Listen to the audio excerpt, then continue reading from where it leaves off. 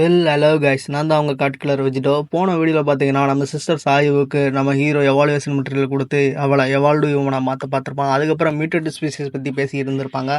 இப்போ அந்த வீடியோவில் மியூட்டட் ஸ்பீசிஸ்னா என்ன அப்படின்னு சொல்லிட்டு நம்ம தெளிவாக பார்க்கலாம். வாங்க கைஸ், வீடியோக்குள்ளே போகலாம்.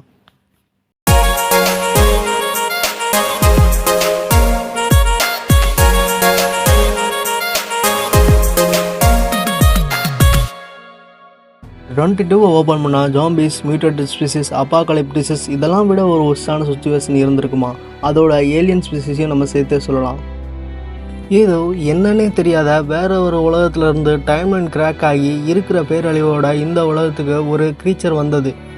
வேற உலகத்துல இருந்து இந்த ஏலியன்ஸ் எல்லாம் ஒன்றுக்கடுத்து ஒன்று படையெடுத்து வந்தது. இது வேற்று உலகத்து வாசிங்கிறதுனாலையும் நாங்கள் இதை ஏலியன்ஸாக தான் பார்த்தோம்.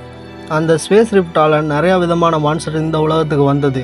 இதுங்களுக்கெல்லாம் என்னதான் different races, different body and different power இருந்தாலும் கூட இதுங்களுக்கெல்லாம் ஒரே பண்பு தான் இருந்தது. அந்த பண்பு என்ன அப்படின்னா, மனிதர்களை எதிரியாக பார்த்தது. ஹியூமன்ஸ் எல்லாத்தையும் அழிக்கிறது தவிர வேறு எதுவும் அது பண்ணவே இல்லை.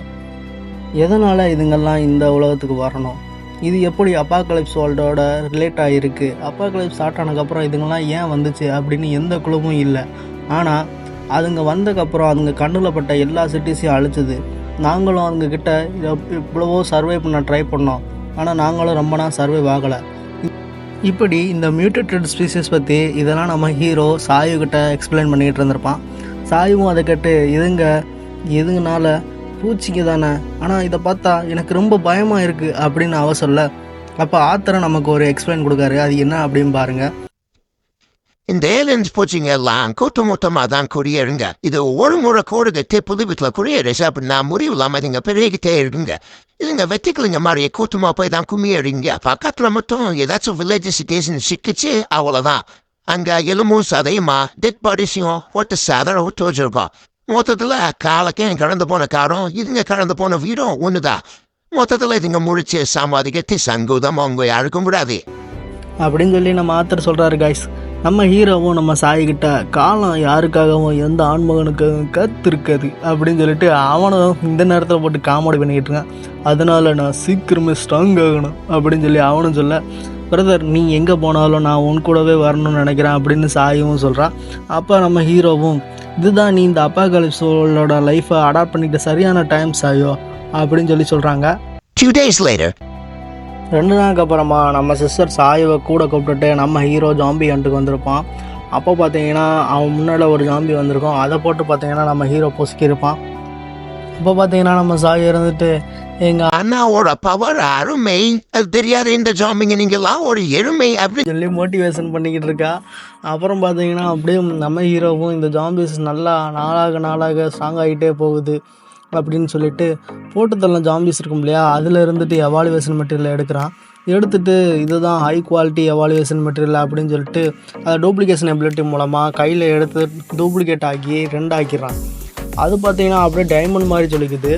அதை சாப்பிட நம்ம சாயிக்கிட்ட கொடுக்குறான். அவளும் சரி அப்படின்னு சொல்லிட்டு அவளும் முழுங்க இதோட 10 முழுங்கிட்ட இப்போ ஏதாச்சும் ஃபீல் பண்ணிட்டு சோத்து மூட்டை அப்படின்னு சொல்லிட்டு நம்ம ஹீரோவும் அவளை பார்த்து இருக்க, ஆமாம் நான் ஏதோ ஃபீல் பண்ணுற மாதிரி இருக்குது அப்படின்னு அவளும் சொல்ல, என்ன ஃபீல் பண்ணுற, கமான் டெல்மி அப்படின்னு நம்ம ஹீரோவும் கேட்க, சாயும் நல்லா வார்ம் அப் போட்டுட்டு ஸ்ட்ரெச்சஸ் எல்லாம் கொடுத்துட்டு இன்றைக்கி எனக்கு யாரையாச்சும் போட்டு துவைக்கணும் போல் இருக்குது, யாராச்சும் தூக்கி போட்டு அடிக்கணும் போல் இருக்குது, நான் மட்டும் இப்போ ஒரு அடி அடிச்சேன்னா காலையாக இருந்தாலும் இப்போ படுத்து தூங்கிடும் அப்படின்னு சொல்லி அவளும் சொல்கிறான்.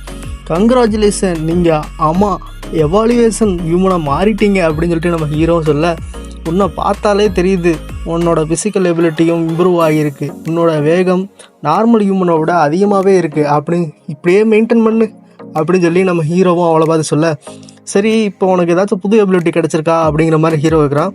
அவன் இருந்துட்டு நான் தான் சூப்பர் ஹீரோ, இந்த உலகத்தை காப்பாற்ற வந்த பவர் பஃப் கேல் அப்படின்னு சொல்லிட்டு மனசுக்குள்ளேயே போஸ்ட் கொடுத்துருக்கான்.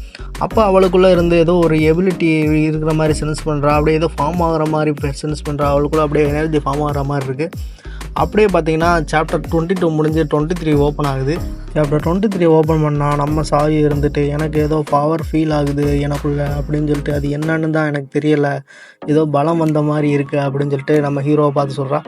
நம்ம ஹீரோவும் உன்னோட பவர்ஸ் எல்லாம் ஒன்று சேர்க்க முடியுமா பாரு அப்படின்னு சொல்ல, கையில் பார்த்தீங்கன்னா ஒரு செங்கல் எடுக்கான். நான் கூட ஏதோ செங்கல் சைக்குவாக இருப்பான் போல், அதான் கையில் செங்கல் எடுக்கிறான் பார்த்தா கையில் செங்கல் எடுத்து அந்த செங்கலை உடச்சி அப்படியே நொறுக்கி காமிக்கிறான். நொறுக்கி அதை காட்டிட்டு இந்த செங்கல் அப்படி இதே மாதிரி இந்த செங்கலுக்குள்ளே உன்னோட பவரை ஒன்று சேரு, அதுக்குள்ளே ஃபியூஸ் பண்ண அப்படின்னு சொல்லிட்டு செங்கலுக்குள்ளே அவன் பவரை ஃபியூஸ் பண்ணுறான். அப்போ பார்த்தீங்கன்னா நம்ம ஹீரோ அந்த செங்கலை வாங்கி நொறுக்கி காட்டுறான். அடுத்து இன்னொரு செங்கல் மறுபடியும் ட்ரை பண்ண சொல்கிறான். இந்த செங்கலை ஈஸியாக நொறுக்கிட்டேன், அந்த செங்கலை நான் ஈஸியாக நொறுக்கக்கூடாது அப்படின்னு சொல்லி சொல்கிறான். இன்னொரு செங்கல் மேலே மறுபடியும் சாவி பவர் யூஸ் பண்ணி கொடுக்க கையில் வாங்கிட்டு கமான் உன்னால் பண்ண முடியாண்ணா பிரதர், உன்னோட சக்தியை காமி அப்படின்னு சொல்லிட்டு அவளும் சீர பண்ணுறான். என்னடா இது மதுரை வீரனுக்கு வந்த சோதனை, என்னால் இந்த செங்கலை உடைக்கவே முடியலையே அப்படின்னு சொல்லிட்டு, இப்படி உடைக்காம விட்டா உள்ள அசிங்கமாயிருமே அப்படின்னு சொல்லிட்டு ஹீரோ பல்ல கடிச்சிட்டு உடைக்கிறான். சாயமும் இதை பார்த்துட்டு எப்படியோ பயபலம் முடிச்சு விட்டான், இதே இந்த அமுக்கிறானே அப்படின்னு சொல்லிட்டு அவளும் சக்ஸஸ் அப்படின்னு சொல்லிட்டு வெளியே சொல்கிறான்.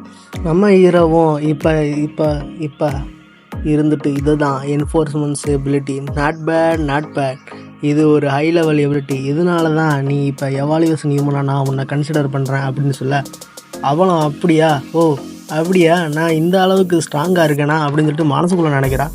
ஹீரோ இந்த எபிலிட்டியை என் மேலே யூஸ் பண்ணு, டெஸ்ட் பண்ணி பார்ப்போம் அப்படின்னு சொல்ல செஞ்சுட்டா போச்சு அப்படின்னு சொல்லி அவளும் என்ஃபோர்ஸ்மெண்ட் எபிலிட்டியை நம்ம ஹீரோ மேலே யூஸ் பண்ணுறான். ஹீரோவும் அவனுக்குள்ளே இருக்க பவனை அதிகமாக்குறான். பார்த்தா அவனோட பவர் நார்மலாக இருக்க விட ரொம்ப அதிகமாக இருக்குது. அவன் செக் பண்ணி பார்த்ததில்ல. அண்ணா நீ ஸ்ட்ராங் ஆகிட்ட அப்படின்னு சாயும் சொல்ல ஹீரோவும் உன்னால தான் ஸ்ட்ராங்கான அப்படின்னு சொல்லிட்டு அந்த பவரை யூஸ் பண்ணி பார்க்குறான். அப்போ பார்த்தீங்கன்னா நம்ம ஹீரோ டூப்ளிகேஷன் எபிலிட்டியை யூஸ் பண்ணி அப்படியே அவனுக்குள்ள ஒரு ஃபயர் மாதிரி அப்படியே சர்க்கிள் வர வைக்கிறான். அதுக்குள்ளேயே அவனோட ஃபிசிக்கல் எபிலிட்டியாக காம்பினேஷன் பண்ணி ஒரிஜினல் அப்படியே ஓடி போய் செவத்தை ஊற்றுறான். செவத்தை ஊற்றி பார்த்திங்கன்னா செவர் அப்படியே அடித்து நொறுக்கிட்டு உள்ளே போயிடுறான்.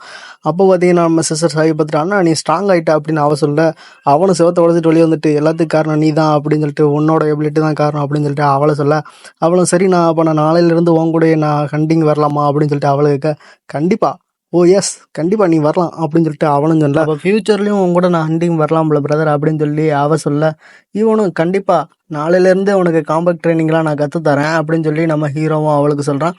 அதோட பார்த்தீங்கன்னா இந்த சாப்டர் முடிவடையுது. அவ்வளோதான் கைஸ், இந்த வீடியோ பிடிச்சிருந்தா மறக்காமல் நம்ம சேனலுக்கு சப்ஸ்கிரைப் பண்ணி வச்சுட்டு இந்த வீடியோக்கு ஒரு லைக் பண்ணுங்கள். அப்படியே இந்த வீடியோ உங்கள் ஃப்ரெண்ட்ஸ்க்கெல்லாம் ஷேர் பண்ணி விடுங்க. அவ்வளோதான் கைஸ், இதோட இந்த வீடியோ முடிவடையுது. அது மட்டும் இல்லை, இந்த வீடியோட பாஸ்ட் வீடியோ லிங்க்லாம் டிஸ்கிரிப்ஷனில் லிங்க் இருக்குது கைஸ், ப்ளீஸ் முடிஞ்சால் செக் பண்ணி பாருங்கள். தேங்க்ஸ் ஃபார் வாட்சிங்.